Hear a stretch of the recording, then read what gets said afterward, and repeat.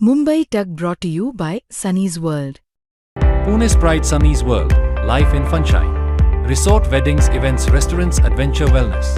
Sunny's World, perfect destination for every occasion.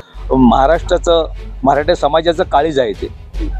त्यांना जर काही झालं तर समाज गप्प बसणार नाहीये. आम्हाला लाख मेले तरी चालतील, आमचा लाखाचा पोशिंदा जगला पाहिजे. आणि आता तर पूर्ण समाजाच्या वतीने त्यांना विनंती केलेली आहे की त्यांनी बसू नये उपोषणाला, पण ते ऐकत नाहीयेत. मराठा आंदोलक मनोज जरंगे पाटलांनी पुन्हा एकदा आमरण उपोषणाला बसण्याची घोषणा केलेली आहे. 30 मेला म्हणजेच परवा जालन्याच्या अंतरवाली सराटीत जरंगे पाटील उपोषणाला सुरुवात करणार आहे आणि त्यांचं हे आमरण उपोषण अत्यंत कठोर आणि कडक असणार आहे. या ठिकाणी ते रखरखत्या उन्हात बसून उपोषण करणार आहेत. आपल्यासोबत या ठिकाणी काही मराठा बांधव आहेत, त्यांच्याशी आपण बोलणार आहोत. काय सांगणार की जरंगे पाटलांनी पुन्हा एकदा उपोषणाची घोषणा केलेली आहे, कसं बघता याकडे? ॲक्च्युली बसू नये त्यांनी, कारण त्यांच्या तब्येत हे नवं उपोषण आहे आणि एवढी हालत बेकार आहे आणि रखरखच्या उन्हात बसणार आहेत. वरून छतस्वा काढणार आहेत, म्हणजे छतस्वा नसणार आहे आणि कुठे बसणार आहे, मातीत बसणार आहेत. म्हणजे हे एवढं असताना जर 42 टेम्परेचर आहे, इकडचं 42 टेम्परेचर आहे, माणूस जर थोडा चालला ना तर त्याला एवढं घाम येतो. आणि ते म्हणून दादा बसणार म्हणजे एकदम म्हणजे सगळं महाराष्ट्राचं मराठा समाजाचं काळीज आहे ते. त्यांना जर काही झालं तर समाज गप्प बसणार नाहीये. उद्या या ठिकाणी सरकारच्या वतीने मंत्री राधाकृष्ण विखे पाटील आणि भाजप आमदार प्रसाद लाड येणार आहे चर्चेसाठी. काय वाटतं, चर्चा कशी होईल आणि जरंगे पाटलांना उपोषणाला बसण्याची वेळ येईल? त्यांनी जर सकारात्मक चर्चा केली तर ते बसणार नाही दादा, कारण खूप म्हणजे समाजाला त्याने जे पाहिजे ते दिलं, सकारात्मक ते उच्चारानुसार दिलं तर म्हणून दादा कशाला बसतील. मागण्या जर मान्यच झाल्या आणि ज्यांनी येताना GR काढून दिला, येताना घेऊन आले. आज जर त्यांची बैठक होते मुंबईमध्ये, तर मुंबईची बैठक झाली आणि मुंबईमध्ये सकारात्मक विचार झाले आणि उद्या जर ते घेऊन आले GR की बाबा आहे, तर मग दादा बसणारच नाहीयेत. बरं, कसं वाटतं याकडे? कारण जरंगे पाटलांचं हे नवं उपोषण असणार आणि अतिशय कठोरपणे ते उपोषण करतात. आता आज या ठिकाणी आपण सगळेच बांधव जमलेलो आहे. जवळपास 47-48 डिग्री सेंटीग्रेड टेम्परेचर आहे आणि अशा टेम्परेचर मध्ये दादा भर उन्हात बाजले टाकून त्या ठिकाणी कुठलीही सुखसुविधा न घेता, ना छत असणार आहे, पायात चप्पल नसणार आहे, पाणी सुद्धा पिणार नाही, अशा परिस्थितीत आमचे संघर्ष योद्धे त्या ठिकाणी उपोषणाला बसत आहे.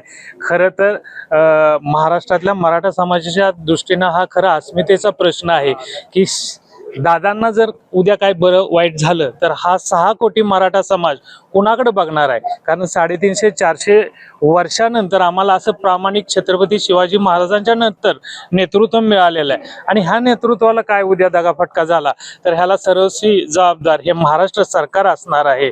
आणि मग हा 6 कोटी समाज जर पोरका झाला तर उद्या कोणाकडे बघून हा लढाई लढणार आहे? तर आमचं प्रामाणिक मत असेल की दादांनी आमरण उपोषण न करता समाजासाठी लढत राहावं, हीच आमच्या सकल मराठा बांधवांची इच्छा आहे. जरंगे पाटलांच्या या उपोषणाच्या पार्श्वभूमीवर या ठिकाणी सरकारच्या वतीने उद्या राधाकृष्ण विखे पाटील येणार आहेत, भाजप आमदार प्रसाद लाड देखील असणार आहेत. काय वाटतं, चर्चा कशी होईल आणि यातून काही सकारात्मक तोडगा निघेल? नक्कीच. जरी यातून तोडगा काय निघतोय हे म्हणण्यापेक्षा आम्ही 6 कोटी बांधव ह्याकडं सकारात्मक दृष्टीने बघत आहे. कारण सरकारने याच्यावरती तोडगा सरकारला काढावंच लागेल.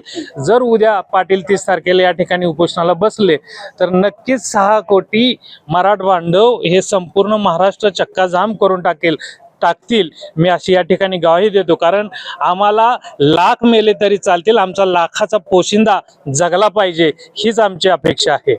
काय सांगणार की या ठिकाणी जरंगे पाटील पुन्हा एकदा उपोषणाच्या पवित्र्यात दिसतात, उपोषणाची त्यांनी घोषणा केलेली आहे, कसं बघता याकडे?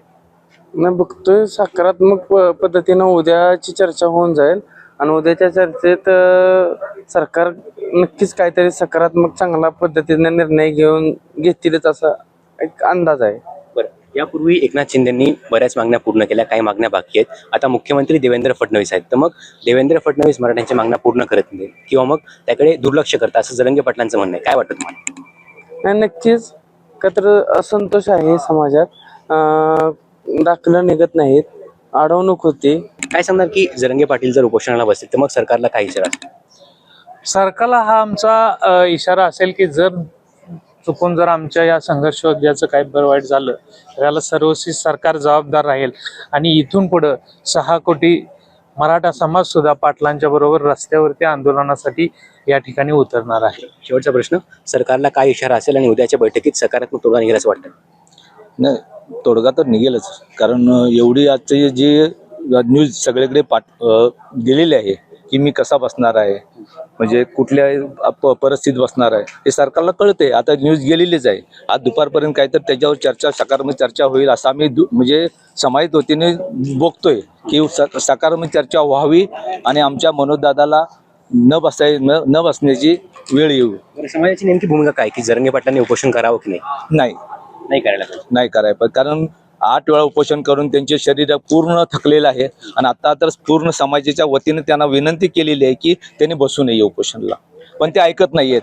कारण समाजासाठी झटत आहे माझं, म्हणजे पूर्ण आता 10वी आणि 12वीचं रिझल्ट लागलेलं आहे त्यांचं, म्हणजे कॉलेजचं ॲडमिशन असेल किंवा सर्व ॲडमिशनसाठी हे बसायचं कारण ते आहे. शेतकऱ्याचे प्रश्न आहेत, हे दोन्ही प्रश्न एकत्र घेऊन सरकार आजपर्यंत काहीच बघत नाहीये.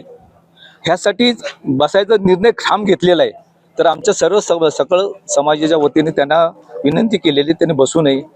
आपण या ठिकाणी पाहू शकतो की मराठा आंदोलक मनोज जरंगे पाटलांनी पुन्हा एकदा आमरण उपोषणाची घोषणा केली आहे. 30 तारखेला ते उपोषणाला बसणार असं त्यांनी म्हटलेलं आहे. मात्र जरंगे पाटलांनी उपोषणाला बसू नये अशी मागणी मराठा समाजाने केलेली आहे. गौरव साळी, मुंबई तक, अंतरवाली, सराटी, जालना.